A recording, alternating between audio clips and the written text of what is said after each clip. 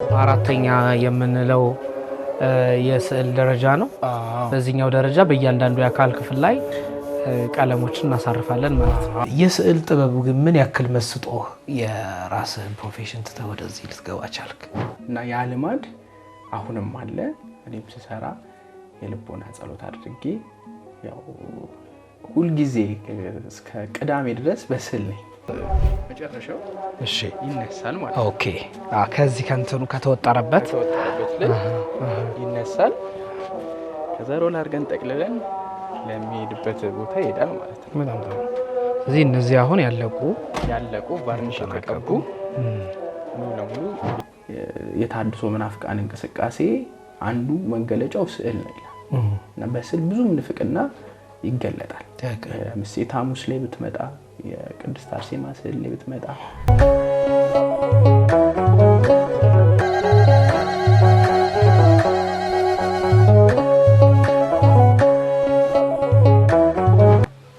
እውነት ለመናገር በዚህ ዙሪያ ራሱን የቻለ አጥኚ አለ።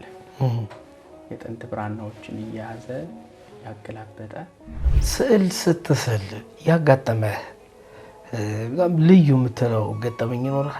ከሳልከው ስዕላት ውስጥ በጣም ይለይብኛል፣ ምስጢር አዘል ነው፣ ጥሩ ነው፣ እወደዋለሁ የምትለውን ስዕል?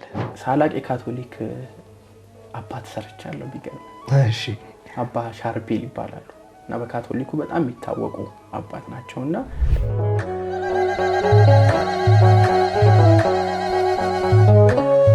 ሰላም ጤና ይስጥልን ክቡራን ተመልካቾቻችን፣ ይህ ባህረ ጥበባት ቴሌቪዥን በዋሽንግተን ዲሲና አካባቢው የጽርሐ ጽዮን መንፈስ ቅዱስ ቤተክርስቲያንና የምዕራፈ ቅዱሳን ቅድስት አርሴማ ገዳም እየተዘጋጀ የሚቀርብላችሁ ሳምንታዊው አንክሮጦስ የተሰኘው መርሃ ግብራችን ነው።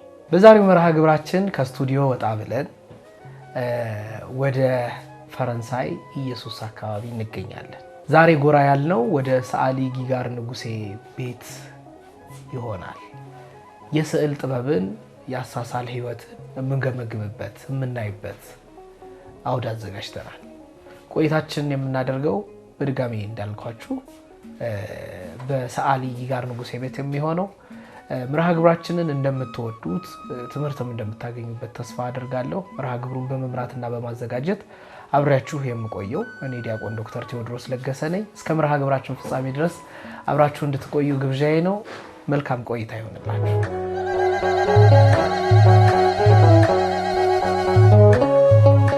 ቤት ለምቦሳ ብለናል። አመሰግናለሁ ጊጋር፣ እንግዲህ ስለ አክብረህ ስለጠራህን እና ደግሞ አክብረህ ስለተቀበልከን ጭምር በጣም ከልብ እናመሰግናለን። እግዚአብሔር ያክብረልን። እግዚአብሔር ይስጥልኝ። እኔም በጣም አመሰግናለሁ። በጥቂቱ ጊጋር ማን ነው? ራስህን አስተዋውቀን ጀምር ብዬ ነው። መልካም። ስሜ ጊጋር ንጉሴ ይባላል። የተወለድኩትም ያደግኩትም አዲስ አበባ ነው። በተለምዶ ደግሞ ልዩ ስሙ ቁስቋም ማርያም ቤተክርስቲያን አካባቢ። የጊጋርን የስዕል ሁኔታውን ስናነሳ የስዕል ያው ዛሬ የመጣንበት የተገኘንበት ዋነኛው ምክንያታችን ስዕልን አስመልክተን ስለሆነ የስዕል ህይወትህ ከምን እንደሚጀምር እናንሳ እስኪ። መልካም። ያው ለሁሉም መነሻ አለው። መነሻዬ ደግሞ አባቴ ነው። አባቴ ሰዓሊ ንጉሴ ኃይለ ጊዮርጊስ ይባላል። የቤተክርስቲያን ቅዱሳት ስዕላትን በመሳል እንዲሁም ደግሞ በሱ ጊዜ ደግሞ በደንብ የሚታወቅበት የማነው የኮሎኔል መንግስቱ ኃይለማርያም እሱን ስዕል መስቀል አደባባይ አብዮት አደባባይ ነበር ያን የሚባለው በትልቁ ሸራ ላይ ስሎ በሱ ስዕል ደግሞ በደንብ ይታወቃል። አሁን አባቴ የሚያውቁት ሰዎች ሲጠይቁኝ እንዴ ንጉሴ እኮ የሚታወቀው በዚህ ስዕል ነው መንግስቱ ኃይለማርያም በመስራት ብለው ይነግሩኛል። ከዛ በተጨማሪ ግን የቤተክርስቲያን ቅዱሳት ስዕላትን በሀገር ውስጥም ከሀገር ውጭም ሰርቷል።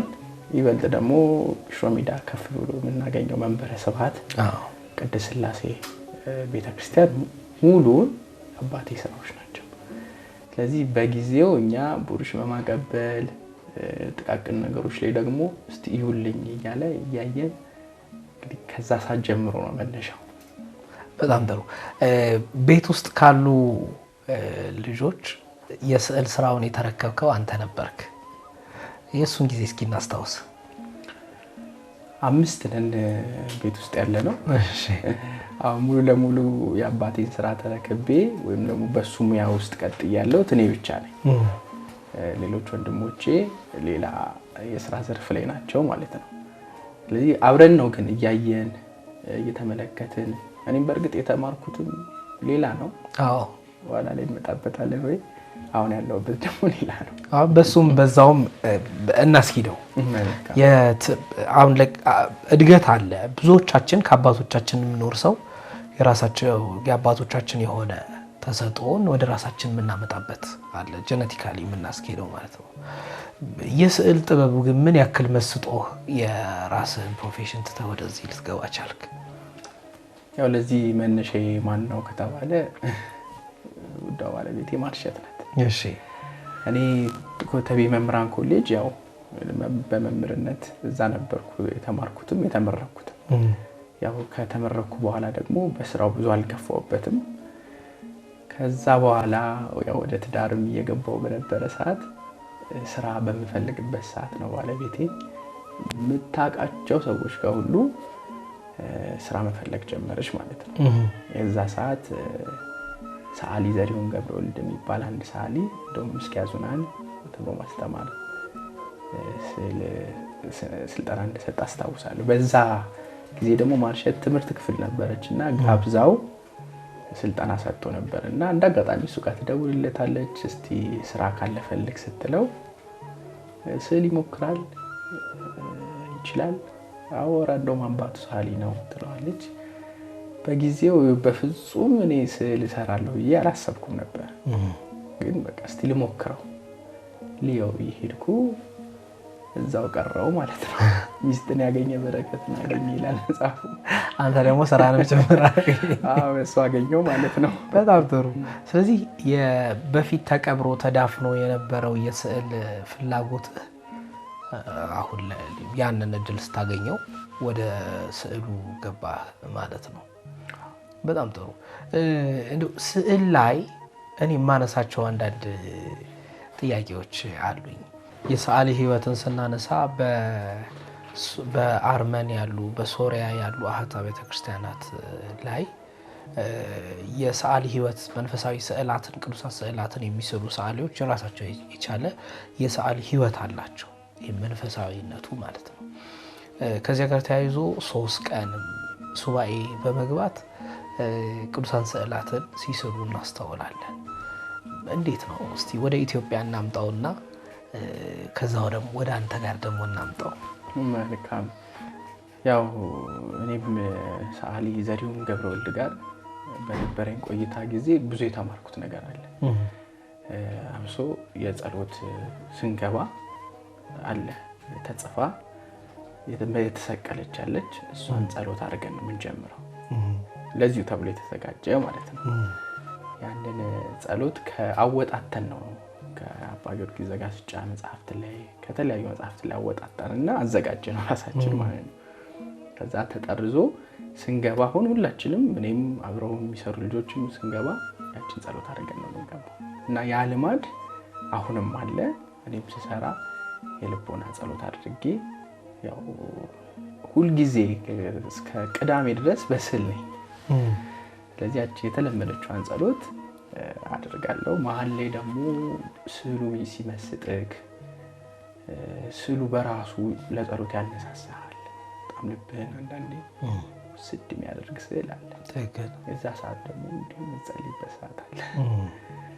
ያው መነሻ ግን ካልከኝ ዘንዳ አለች ስንገባ ምንጸልያ ጸሎት። በጣም ጥሩ። ወደ ቀደመው የመጀመሪያው ስዕልህ ልውሰድህ። የማን ነበር የመጀመሪያ ስዕል የሳልከው? መጀመሪያ የሰራሁት ስዕል የሚገርምህ የቅድስት ሥላሴ ስዕል ፖስቼዋለሁ። እንደውም ፌስቡክ ላይ እንደውም መጋቢ አዲስ ብዙ ዓለም ዲያቆን አብርሃም አሁንም ድረስ ቅድስት ሥላሴ ባህላቸው ሲደርስ የሚፖስታት ስዕል እሱ ነው። የመጀመሪያ ስራዬ ናት። አሁንም ድረስ ግን በደንብ ያው እየተጠቀሙባት ነው ማለት ነው።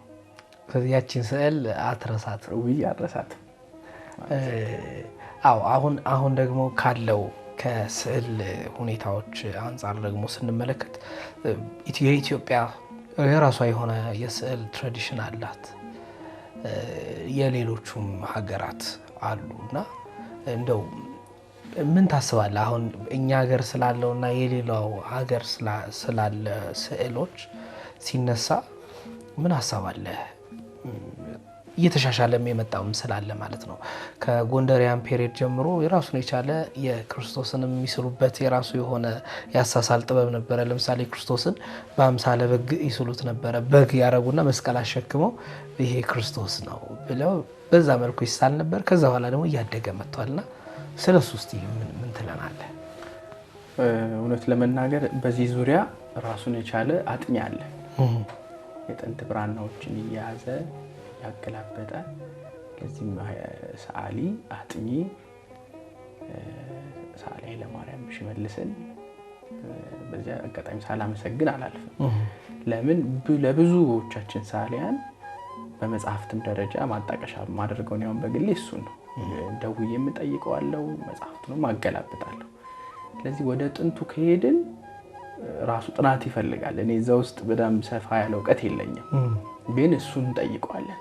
በጣም ደስ የሚል ማጣቀሻ በጣም አጥኚም ነው፣ ብዙ ልፋትም ይጠይቃልና በቀላሉ ግን የሱን እናያለን ማለት ነው። ለምሳሌ ራሻ ያልከው ለምሳሌ በየቤታችን አንድ የቤታችን ስዕል አለ።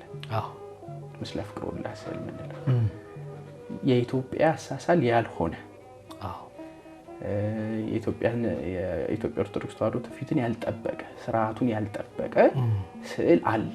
ለምሳሌ እዛ ስዕል ላይ ጌታችን አምላካችን መድኃኒታችን ኢየሱስ ክርስቶስን አክሊል አድርገውበት የተሳለ ስዕል አለ። እንደገናም ደግሞ ከላይ ቀይ ከውስጥ ደግሞ ነጭ ተደርጎም የተሳለ የኛ የኢትዮጵያ ኦርቶዶክስ ተዋሕዶ ቤተክርስቲያን አሳሳል ከላይ ሰማያዊ ነው፣ ከውስጥ ቀይ ነው።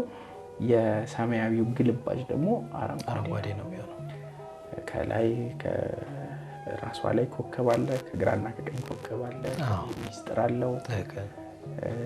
ሚካኤል በቀኝ ገብርኤል በግራ ሚስጥር አለው እና አሁን የነሱ አብሶ በካቶሊክ ዘንድም ይሄ ስዕል አለ። በኢትዮጵያ ኦርቶዶክስ ተዋሕዶ ቤተክርስቲያን ሳይቀር አንዳንድ ጊዜ አለ። እንደውም ይሄ ስዕል በሁሉም ቤት ሳይታወቅ በሁሉም ቤት ይገኛል። ክርስቶስ አክሊል አድርጎ ይሄ ደግሞ ትክክል አይደለም። እሱ ንጉሥ ኃይል ንጉሥ፣ ጻድቅ ኃይል ጻድቅ፣ ሳይሾም ሚሾም ነው። በማንም የሚያገኘው አይደለም ንግስናውን እና ያንን ሚስጥር ያፋልሳል ክርስቶስ ላይ አክሊል ሲደረግ ማለት ነው። ስለዚህ ከዛ አኳያ የኢትዮጵያ አሳሳል አለ፣ የምዕራቡ ደግሞ አሳሳል አለ። ልዩነት አለው በደንብ። በጣም ጥሩ። አዎ እነዚህ ልዩነቶችም እኔም ብቻ አይደለም ሊቃውንቱም በደንብ የሚያስተውሉት ነውና ፕሪንት ተደርገው የሚመጡ የተለያዩ ቅዱሳት ስዕላት በራሳቸው ትውፊትን የሚያዛቡ ምስጢርን የማይጠነቅቁ ሆነው የምናገኛቸው አሉና እንደው ወደ ቀደመው አሁን ጊጋር ስዕልን ምን አይነት ደረጃ ደርሶ ቢያይ ደስ ይለዋል ብዬ ላስብ። እንደው ምን ቢሆን ደስ ይላል? ይሄ የስዕል ህይወት ሰዓሊም እንደዛው ስዕል በራሱ ጥበብ ስለሆነ ምን ላይ ደርሶ ብታዩ ደስ ይላል? እውነት ላይ ለመናገር አብሶ የቤተክርስቲያን ቅዱሳት ስዕላትን ስትሰራ ከራስ አላመጣኸው የተቀበልከው ነው። አብሶ ደግሞ የኢትዮጵያ ኦርቶዶክስ ቤተክርስቲያን አሳሳሏ ከጥንት የተዋረሰ የምንቀባበለው ነውና ይሄ ባለበት ራሱ ማስቀጠል መቻል ለኔ ትልቅ እርካታ ነው። ለምሳሌ እንደው የሰዓሊ ኃይለማርያም መጽሐፍት ላይ የታድሶ መናፍቃን እንቅስቃሴ አንዱ መገለጫው ስዕል ነው ይላል እና በስዕል ብዙ ምንፍቅና ይገለጣል። ምሴተ ሐሙስ ላይ ብትመጣ፣ የቅድስት አርሴማ ስዕል ላይ ብትመጣ፣ የትንሣኤው ስዕል ላይ ብትመጣ ምንፍቅና አለበት ስዕሉ ላይ። ቅዱስ ሚካኤል ላይ ብትመጣ እና እነዚህ ሁሉ ስዕላት ላይ እንደው ጽድት ብለው ትውፊቱን የጠበቀ ስዕል ተስሎ አብሶ ጥምቀት ሲመጣማ ባነር በቲሸርቱ በምን አግባብ ባይሆንም አንዳንድ ጊዜ ትክክለኛ ስዕል አንዳንዴ ቢታይ ብለህ ትመኛለህና እኔ ባለበት እንደው በእንደዚህ ዕውቀቱ ባላቸው ሰዓሊያን ቤተክርስቲያን ትውፊትን በጠበቁ ሰዓሊያን ተስሎ የበፊቱን አምጥተን ባለበት ብናስቀጥል እኔ ደስታዬ ነው ቢሳካ። በጣም ጥሩ።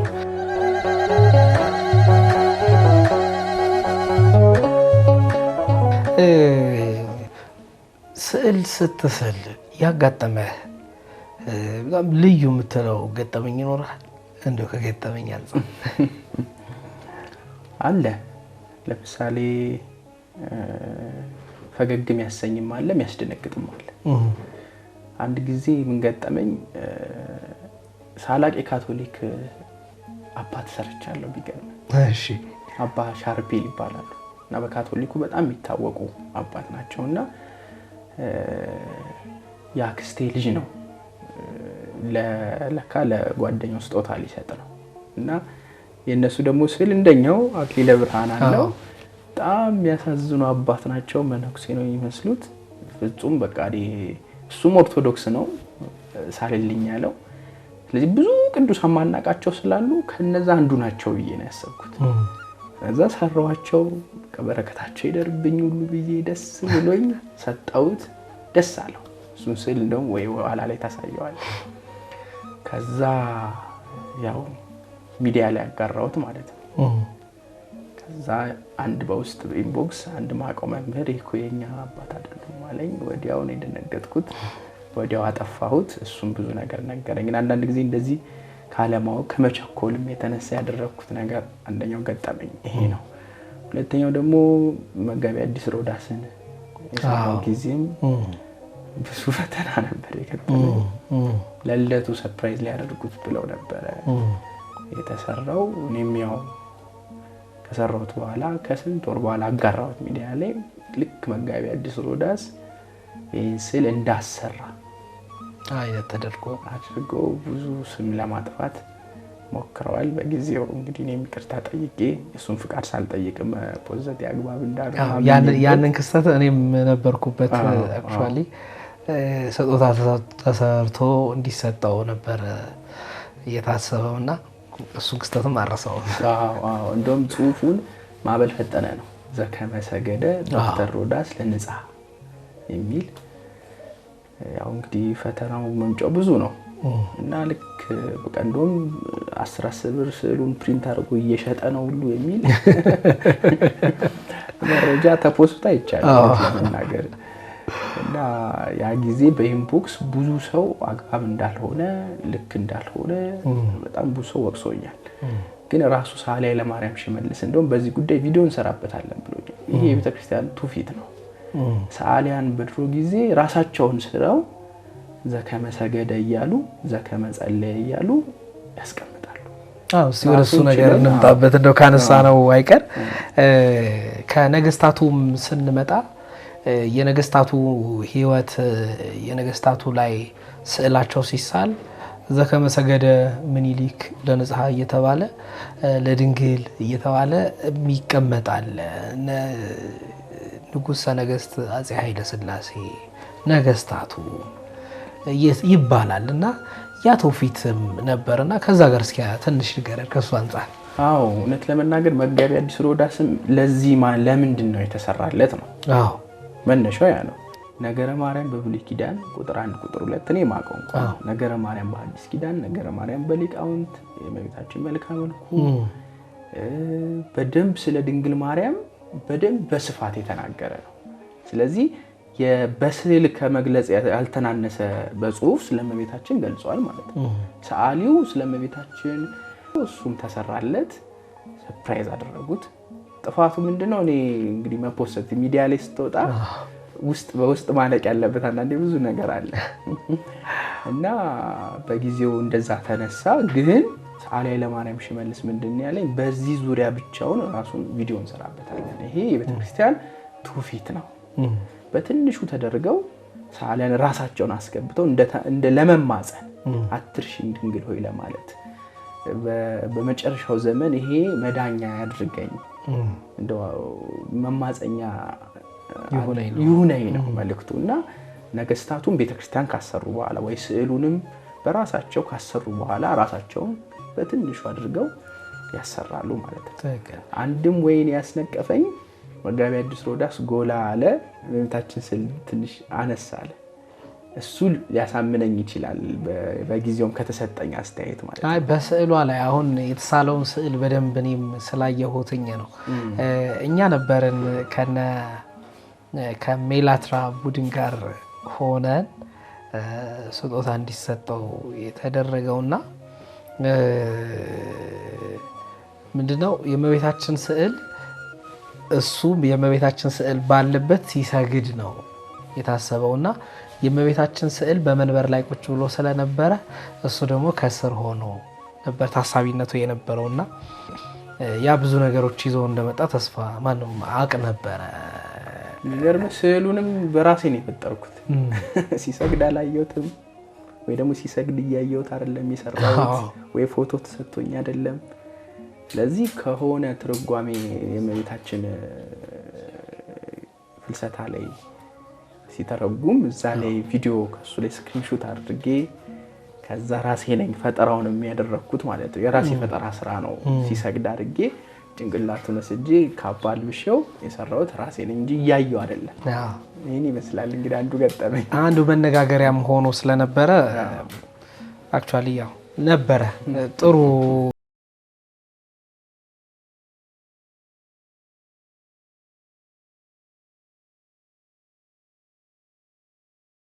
ማደርገው አሁን የስዕል ጉብኝቱንም ከማድረጋችን በፊት ያሳሳሉንም ሁኔታ ከሳልከው ስዕላት ውስጥ በጣም ይለይብኛል፣ ምስጢር አዘል ነው፣ ጥሩ ነው፣ እወደዋለሁ የምትለውን ስዕል?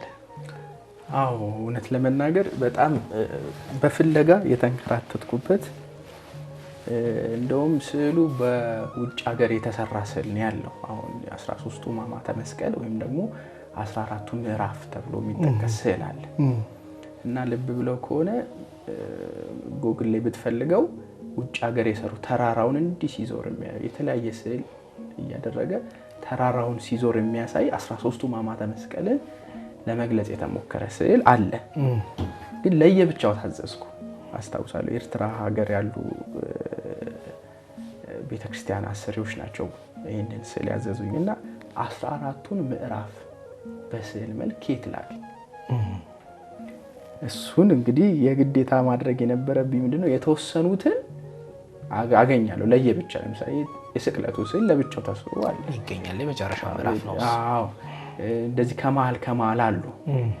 ሌሎቹን ግን የግድ ማንበብ ስለነበረብኝ አንብቤ የሰራኋቸው አሉ ማለት ነው። ለምሳሌ ፍኖተ መስቀል ነው የሚባለው ይሄ 14ቱ ምዕራፋት ወይም 14ቱ ምዕራፍ የሚባለው ስዕል የመስቀል ጉዞ ላይ የተደረጉ ናቸው ማለት ነው። ጌታችን መድኃኒታችን ኢየሱስ ክርስቶስ ከጲላጦስ አደባባይ እስከሚቀበርበት ስፍራ ያሳለፋቸው ብዙ የመስቀል ጉዞዎች አሉ። እያንዳንዱ ደግሞ አንድ ምዕራፍ ሁለት ምዕራፍ እየተባለ በዛ ምዕራፍ ላይ የተከሰተ ክስተት አለና እሱን በስዕል መልክ እንግዲህ ለመግለጽ ሞክሬያለሁ። የመጀመሪያው ምዕራፍ ጌታችን መድኃኒታችን ኢየሱስ ክርስቶስ በጲላጦስ አደባባይ ሲፈረድበት ይሄ የመጀመሪያው ምዕራፍ ተብሎ የሚጠቀስ ነው ቤተክርስቲያን። እሱን በስዕል መልክ ጲላጦስ ጌታችን ላይ ሲፈርድ ተደርጎ ተሰርቷል። እኔም ሰርቼዋለሁ። ሁለተኛው የሾህ አክሊል ሲደፉበት ቀይ ግምጃ ደግሞ ሲያለብሱበት ያለው ስፍራ ነው። እሱ ሁለተኛው ምዕራፍ ይባላል። ሶስተኛው ምዕራፍ ደግሞ ለመጀመሪያ ጊዜ መስቀልን ተሸክሞ የወደቀበት ቦታ ሶስተኛው ምዕራፍ ይባላል። አራተኛው ምዕራፍ ደግሞ እመቤታችን ቅድስት ድንግል ማርያምና ጌታችን ኢየሱስ ክርስቶስ በዓይነ ሥጋ የተያዩበት፣ እሷም እያየችው ያለቀሰችበት፣ እሱም ደግሞ ያረጋጋት ያጽናናበት፣ እሱ አራተኛው ምዕራፍ ይባላል። አምስተኛው ምዕራፍ ደግሞ መስቀሉን ተሸክሞ በሚሄድበት ሰዓት ቀሬናዊው ስምዖን ወይም የቀሬናዊው ሀገር ተወላጅ የሆነው ስምዖን የጌታን መስቀል የተሸከመበት ያገዘበት የሉቃስ ወንጌል ምዕራፍ 23 ቁጥር 26 ላይ እናገኘዋለን።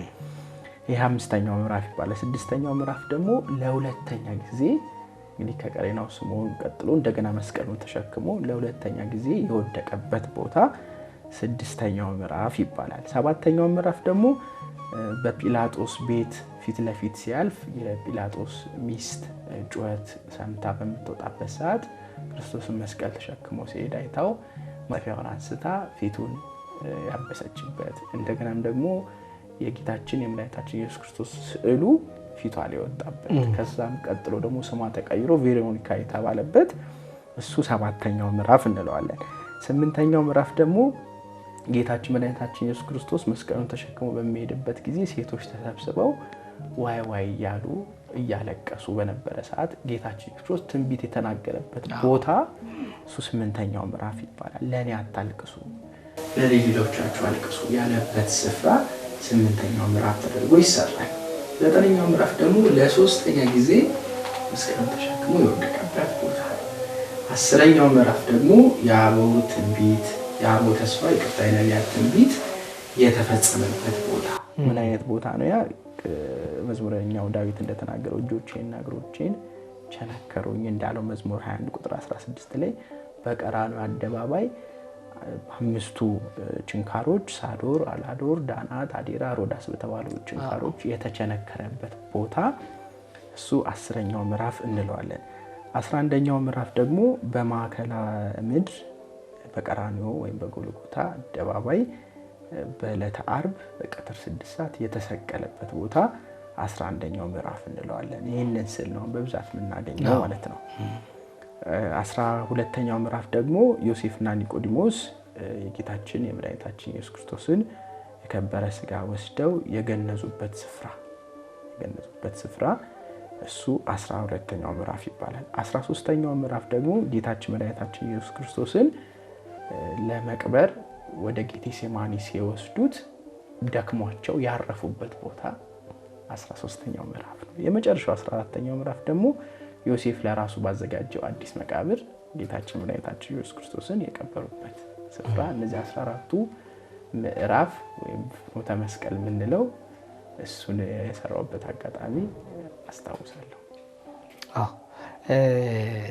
እንግዲህ ምናልባት እነዚህ ብቻ ናቸው ደግሞ ብዬ አላስብ። ለምሳሌ ገድላት ላይ ድርሳናት ላይ ያሉ ታሪኮችን ራሱ በስዕል ማስቀመጥ መቻል በጣም ምንድነው ችሎታን የሚጠይቅም ስለሆነ እና እነዚህ ነገሮች ደግሞ በጣም ሊበረታቱ ይገባቸዋል ብዬ የማስባቸው ናቸው። አሁን ደግሞ ወደ ስዕል አሳሳል ደረጃው እንሂድና ከዛ በኋላ እንመለስ።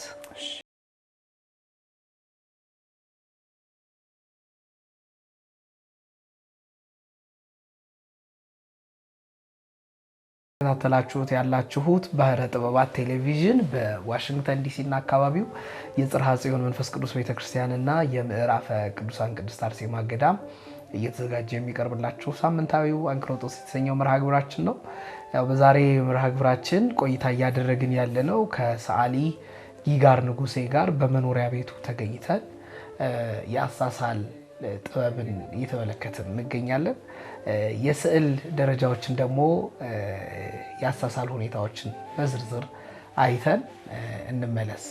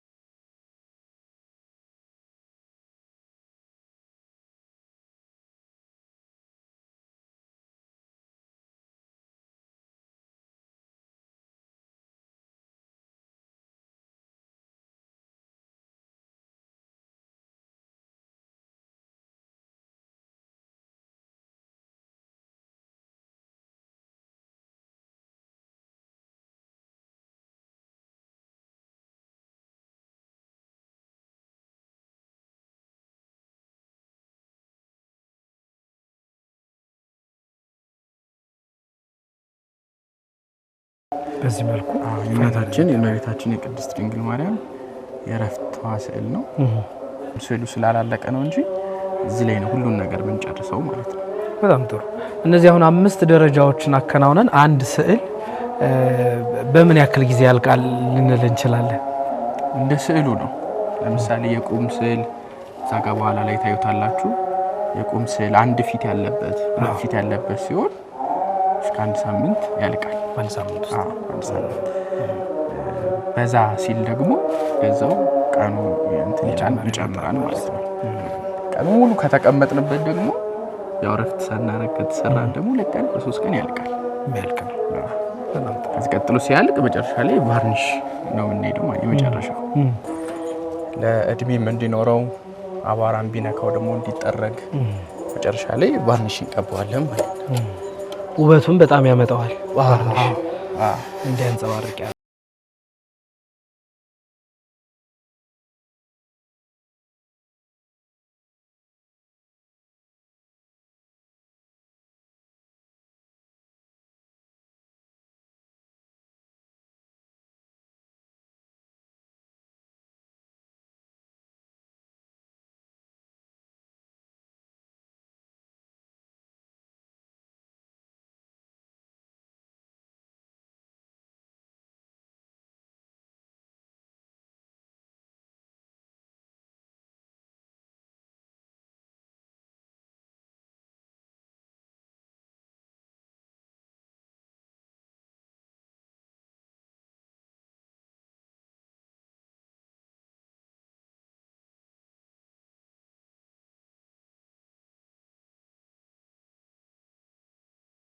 ሆትን ሰዓሊ ጊጋር ንጉሴ ያስተካክለዋል። በዚሁ ላይ አንድ የህማማት ላይ ያለ የመልክዓ ህማማት ላይ አንዲት ብሂላለች የምትባላለች እና እሷ ላይ ምን ይላል? ያጠፍኦኑ ለስዕሉ ሰዓሊ ኪነተከ ዘትካትሃሊ ብሎ እመቤታችን ቅድስት ድንግል ማርያምን ሰዓሊ የሳለውን ስዕል እንደማያጠፋው ሁሉ አንዲት ቦታ ብትበላሽ ያችን ቦታ ያርማታል እንጂ እንደማያጠፋት ሁሉ እኔንም እንደዚሁ እንዳያጠፋኝ ለምኝልኝ እያለ የሚማጸናት ቦታ ነበርና እኔ ያበላሸሁትን ቦታ ያው ሰዓሊው አስተካክሏታል ማለት ነው። በዚሁ ጠቀስ ለማድረግ ነው።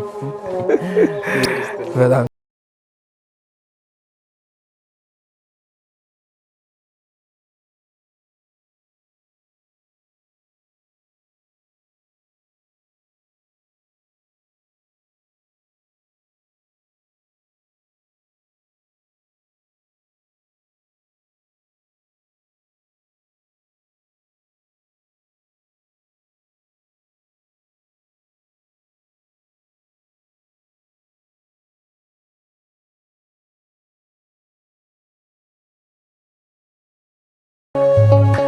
ክቡራን ተመልካቾቻችን እንግዲህ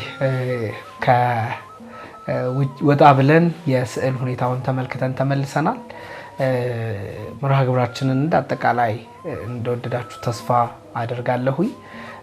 አሁንም በድጋሚ ያለነው በሰዓሊ ጊጋር ንጉሴ መኖሪያ ቤት ውስጥ ነው። የመጨረሻውን የሰዓሊ ጊጋር ንጉሴን ቃል እንስማና ጊጋርን በምን ያገኙታል? ስዕል ማሳል ቢፈልጉ እስቲ ያለህበትም ግለጽልና እንዝጋ መርሃ ግብራችን። እሺ፣ እግዚአብሔር ያክብርልኝ። አንተንም ያው መብራህት ተስጥልን ይህን ፕሮግራም እንድቀረጽ ስለፈቀድክልኝ።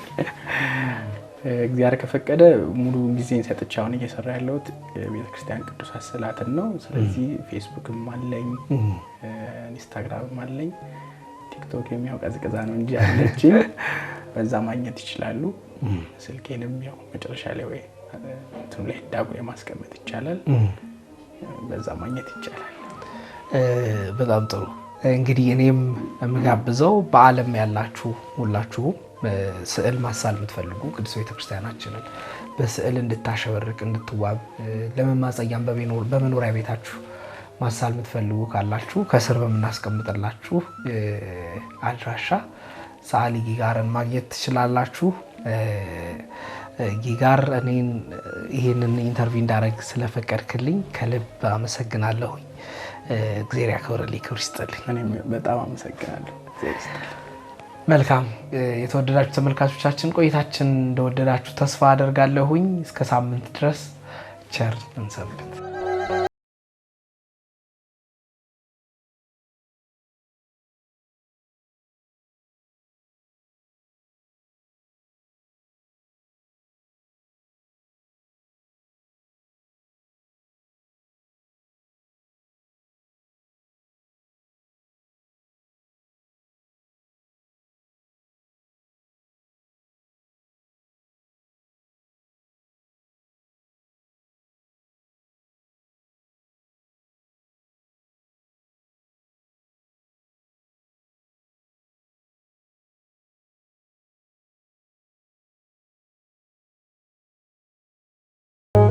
አራተኛ የምንለው የስዕል ደረጃ ነው።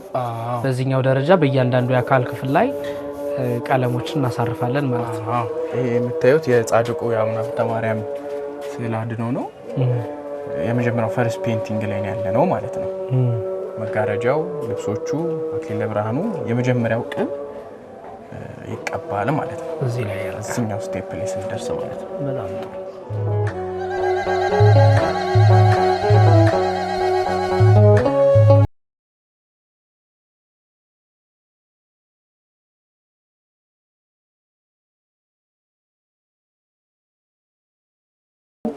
በዚህ መልኩ የእመቤታችን የቅድስት ድንግል ማርያም የዕረፍቷ ስዕል ነው። ስዕሉ ስላላለቀ ነው እንጂ እዚህ ላይ ነው ሁሉን ነገር ብንጨርሰው ማለት ነው። በጣም ጥሩ። እነዚህ አሁን 5 ደረጃዎችን አከናውነን አንድ ስዕል በምን ያክል ጊዜ ያልቃል ልንል እንችላለን? እንደ ስዕሉ ነው።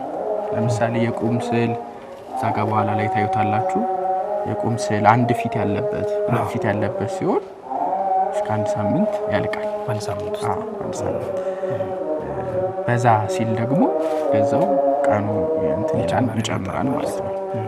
ቀኑ ሙሉ ከተቀመጥንበት ደግሞ ያው ረፍት ሳናረግ ከተሰራን ደግሞ 2 ቀን በ3 ቀን ያልቃል። ከዚህ ቀጥሎ ሲያልቅ መጨረሻ ላይ ቫርኒሽ ነው የምንሄደው ማለት የመጨረሻው ለእድሜም እንዲኖረው አቧራም ቢነካው ደግሞ እንዲጠረግ መጨረሻ ላይ ቫርኒሽ እንቀባዋለን ማለት ነው። ውበቱን በጣም ያመጣዋል። እንዲያንጸባ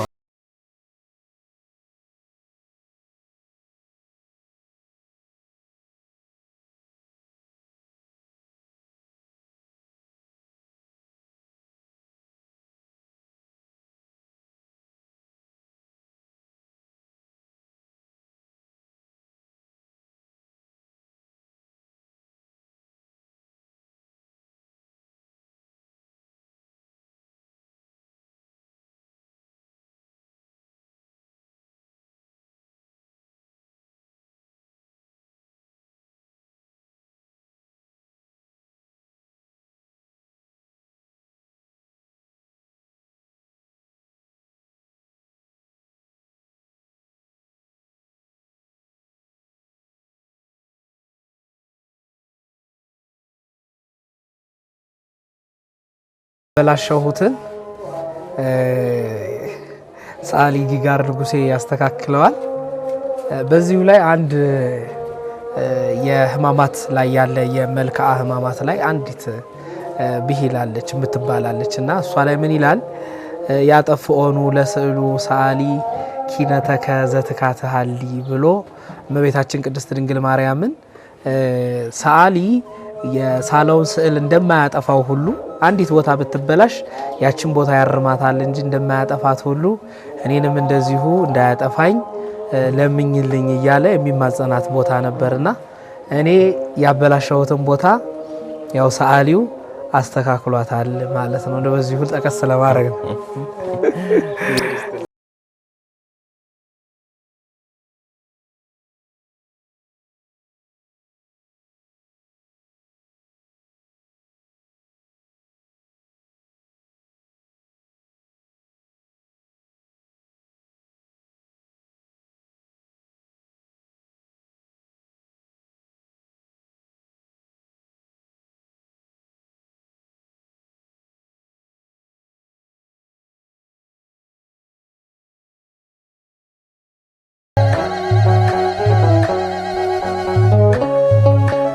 ክቡራን ተመልካቾቻችን እንግዲህ ወጣ ብለን የስዕል ሁኔታውን ተመልክተን ተመልሰናል።